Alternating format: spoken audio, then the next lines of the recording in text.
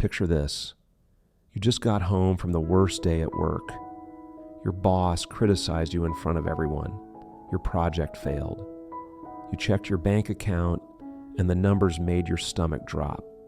You open the door, throw your keys on the table, and collapse on the couch. You feel completely alone, overwhelmed, like you're wandering in the dark with no idea which way to go. Now imagine if someone who truly cared about you walked through that door right now, not to judge you, not to lecture you, but someone who said, "I've got you, I'll guide you through this, you're not alone anymore." That's exactly what Psalm 23 is about. But here's what most people miss. This isn't just a poem you hear at funerals. This isn't just pretty words about green grass and still water.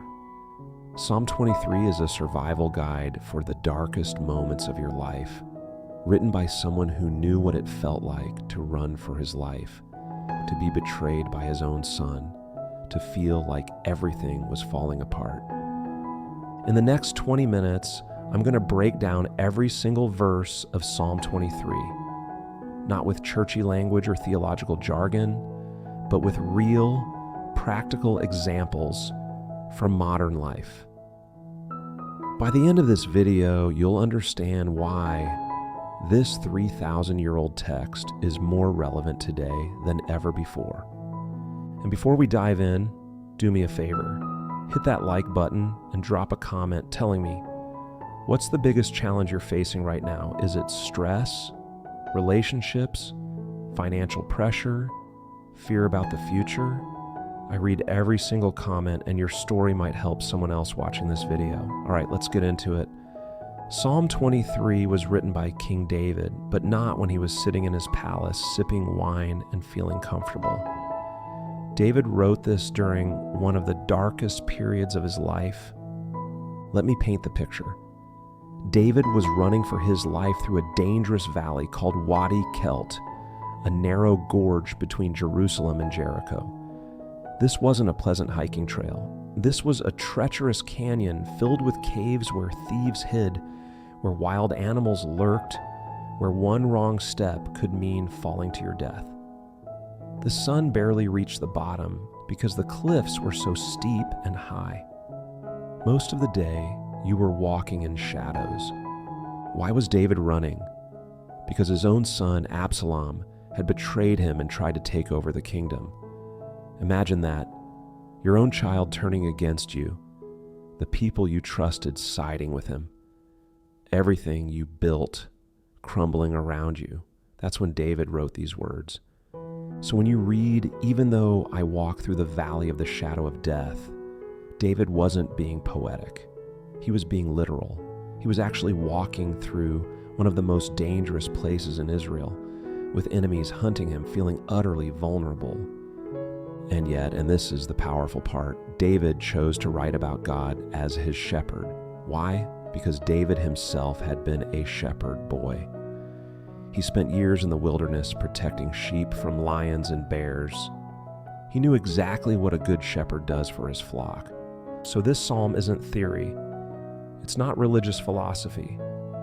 It's a man saying, I know what it's like to be scared and lost, but I also know what it's like to be guided and protected by someone who actually cares. Now let's break down each verse and see how it applies to your life today. Verse 1, the Lord is my shepherd, I shall not lack. Let's start with the basics. What does a shepherd actually do? In ancient times, a shepherd's job was 24/7. They didn't just point sheep in the right direction and go home. They lived with the flock. They protected them from predators, wolves, bears, thieves. They knew each sheep by name. They carried the weak ones on their shoulders. If one sheep wandered off, the shepherd would leave the 99 safe ones and go search for that one lost sheep until he found it. Sheep, by the way, are incredibly vulnerable animals. They can't defend themselves. They have terrible eyesight. They get scared easily.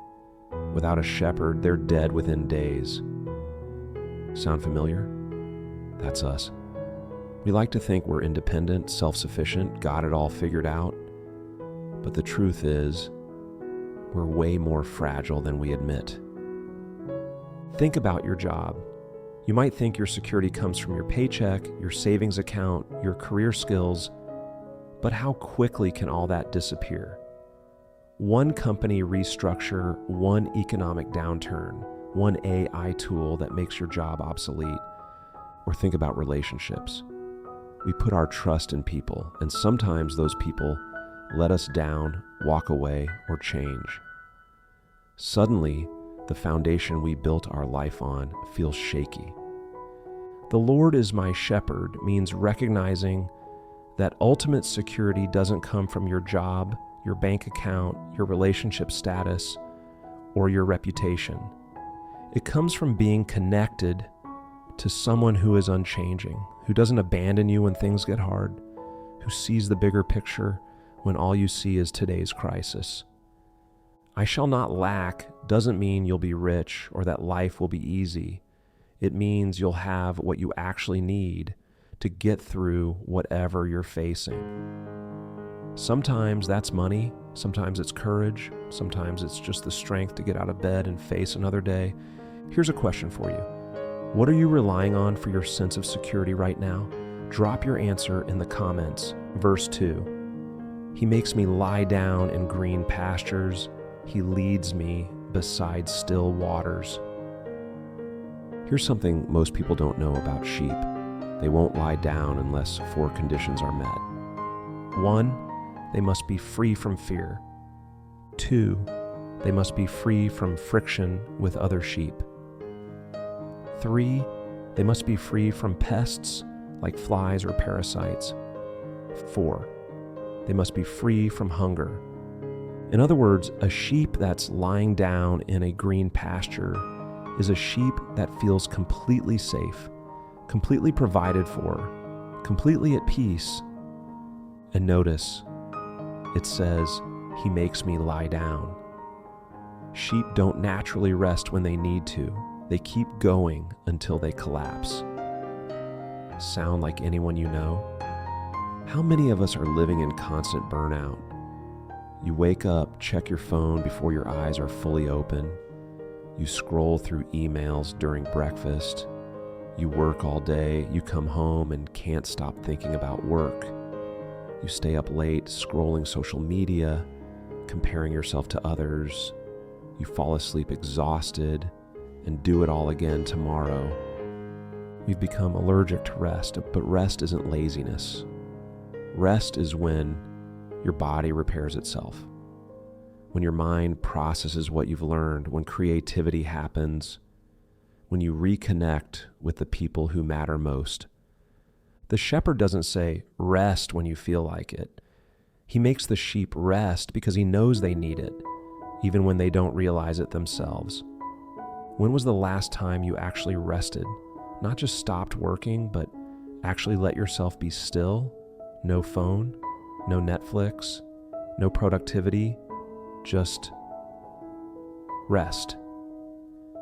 Here's a challenge. After you finish watching this video, put your phone down for 30 minutes, sit outside, take a walk, stare at the sky, notice how hard it is. That's how much you need it. And the still waters part? Sheep are terrified of fast-moving water. They need calm, quiet places to drink. If you're only finding time to drink, to recharge, to connect with God, to process your emotions in the chaos of your busy schedule, it's not real rest. You need still waters. Verse 3. He restores my soul. He leads me in paths of righteousness for his name's sake. Notice that phrase, he restores my soul. Not he creates a new soul. Not he replaces your soul. He restores it.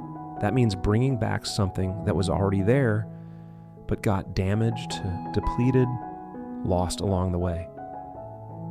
Maybe you used to be optimistic, but life beat that out of you.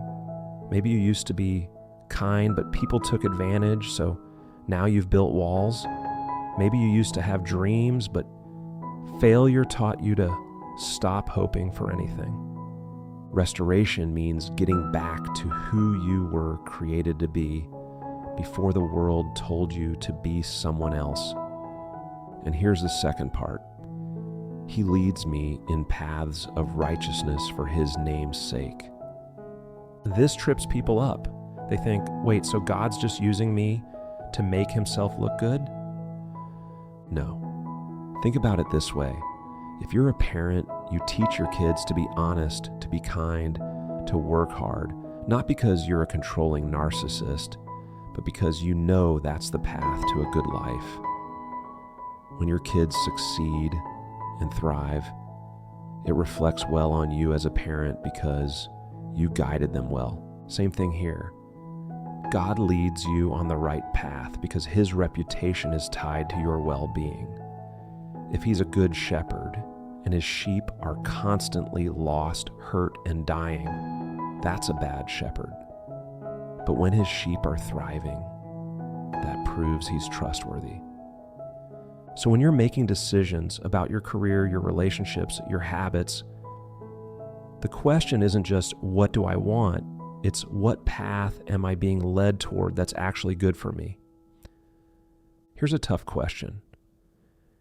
Is there a path you're on right now that you know isn't good for you, but you're staying on it anyway? Comment below if you're willing to share. Verse 4. Even though I walk through the valley of the shadow of death, I will fear no evil, for you are with me. Your rod and your staff, they comfort me. This is the most famous verse in the psalm, and it's also the most misunderstood. First, let's talk about this valley. As I mentioned earlier, this is likely referring to Wadi Kelt, a real place between Jerusalem and Jericho. It's steep, narrow, dark, and dangerous. Thieves hid in the caves. Wild animals prowled. Travelers got lost and died. But David doesn't say, I stay out of the valley. He doesn't say, I avoid dark times. He says, even though I walk through the valley. You're going to go through dark times. There's no avoiding it. Job loss, sickness, heartbreak, grief, betrayal, failure. The valley is part of life. But notice, he says, walk through, not stay in, not set up camp in, through. The valley is temporary. You're not meant to live there forever. Right now, you might be in your valley. Maybe it's depression, maybe it's crushing debt, maybe it's a toxic work environment, maybe it's a relationship that's falling apart. Here's what the psalm is saying. This isn't your destination. This is the path you're walking through. Keep moving. Don't mistake the valley for your permanent address. In the second half of this verse, your rod and your staff, they comfort me. A shepherd's rod was a weapon, a heavy club used to fight off wolves and thieves. The staff was a long stick with a curved end, used to gently guide sheep back when they wandered off. In other words, God has both. He has the strength to fight off what's trying to destroy you, and he has the gentleness to guide you back when you've lost your way. Think about a time when you were headed in the wrong direction, maybe toward addiction or a bad relationship or a toxic mindset. Something stopped you. You felt a nudge to turn around. That was the staff. Or think about a time when everything felt like it was closing in on you, an abusive situation, a health crisis, a financial disaster, and somehow you made it through. That was the rod. The comfort isn't that you'll avoid danger. The comfort is that you're not facing it alone. Verse 5, you prepare a table before me in the presence of my enemies. You anoint my head with oil. My cup overflows. This verse throws people off because it shifts from the shepherd metaphor to a banquet metaphor. but stay with me. It's brilliant. Imagine you're at war. Enemies surround you. You're exhausted, hungry, afraid. And then your commander sets up a table right there in the middle of the battlefield and invites you to sit down and eat. That's what this verse is describing. Your enemies aren't always external. Sometimes your biggest enemy is your own anxiety, your depression, your shame, your self-doubt. The voice in your head that says you're not good enough, you'll never succeed. Everyone else has it figured out except you. And in the middle of that battle, God says, sit down, eat, rest, be nourished. The oil anointing was a symbol of honor and protection. Shepherds would pour oil on the heads of sheep to protect them from pests and parasites. It was medicinal and symbolic, saying, you're under my care now. And the overflowing cup, that's abundance, not just barely enough, more than enough. Overflow. Here's what I want you to understand. You don't have to wait until your enemies are gone to experience peace. You don't have to wait until the battle is over to be nourished. God prepares a table in the presence of your enemies. That means you can have peace in the middle of chaos. You can have joy even when things aren't perfect. You can experience abundance even when external circumstances say you should be panicking. Verse 6, surely goodness and mercy shall follow me all the days of my life, and I will dwell in the house of the Lord forever. The final verse is a declaration of confidence. Notice it says, goodness and mercy shall follow you. The Hebrew word here is more like pursue or chase. In other words, God's goodness isn't something you have to hunt down, it's chasing you. We spend so much time chasing success, chasing approval, chasing security, chasing happiness. We exhaust ourselves running after things that don't satisfy. But this verse flips it. You're not the hunter. You're the one being pursued by something better than anything you could chase on your own. And the final phrase, I will dwell in the house of the Lord forever. This isn't just about heaven, it's about a permanent belonging, a place where you're always welcome, always home, always safe, no matter how far you wander, no matter how many mistakes you make, no matter how many times you feel like you've blown it, you still belong. All right, we've broken down every verse. Now let's make this practical. Here are 5 ways you can actually live out Psalm 23 starting today. 1. Acknowledge your need for a shepherd. Stop pretending you have it all together. Admit that you need guidance, protection, and help. That's not weakness, that's wisdom. Sheep that wander off thinking they don't need a shepherd, they die. Simple as that. 2. Build in rest. Schedule time to rest the same way you schedule meetings and deadlines. Put it on your calendar. He makes me lie down means sometimes rest has to be non-negotiable. 3. Recognize the valley isn't forever. When you're in a dark season, remember, you're walking through, not staying. Keep moving, one step at a time. Don't set up camp in your pain. 4. Identify your enemies. What's the voice in your head that's constantly attacking you? Name it, write it down. Then remind yourself, God prepares a table in the presence of that enemy. You can have peace anyway. 5. Remember you're being pursued. Stop exhausting yourself chasing things that don't satisfy. Instead, turn around and notice that goodness and mercy have been following you all along. Look for evidence of it. Write down 3 things today that were good, no matter how small. So here's where we are. Psalm 23 isn't a funeral poem. It's a daily survival guide. It's a reminder that even in the darkest valleys, even when you feel completely alone. Even when enemies surround you, you have a shepherd who knows you, who protects you, who leads you, who fights for you, and who invites you to rest. I want to hear from you. Which verse hit you the hardest today? Which one are you going to write down and keep somewhere you can see it this week? Drop it in the comments right now. And if this video helped you, do me a favor. Hit that like button so more people can find it. Share it with someone who needs to hear this today, and subscribe, because we're going deep into Scripture every single week, making ancient wisdom practical for modern life.